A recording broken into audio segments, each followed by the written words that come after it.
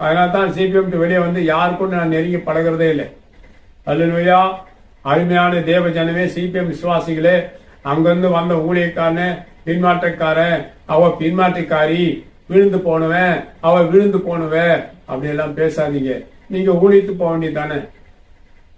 விசுவாசிகளா இருந்து எல்லா இன்பங்களையும் அனுபவிச்சுட்டு இப்ப சொல்றீங்க அங்கிருந்து வந்த ஒரு ஊழியக்காரன் அவன் பின்மாற்றக்காரன், அங்கிருந்து வந்த ஒரு பெண்ணை பார்த்து சொல்லி அவன் பின்மாற்றக்காரி, ஊழிக்கு போய் திரும்பி வந்துட்டான்.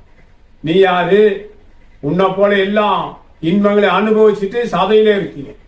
ஆனா எந்த இன்பங்களை அனுபவியாமலே அவன் தேவராஜ்யத்துக்காக வாழும்படி திருப்பி ஊழியத்துக்கு போயிட்டான். அவனுடைய இடாமலே வந்துட்டான். அருமையானவர்களே, அந்த ஊழியக்காரரை தயவு செய்து பழிக்காதீங்க. சபையில விசுவாசா இருக்கிற சிலர் வெளியில போய் தேவராஜ்யத்தின் சுவிசேஷத்தை அறிவிப்பார். அவர்களை நீங்க தப்பா எண்ணாதீங்க. ஊழியம் செய்யட்டும்.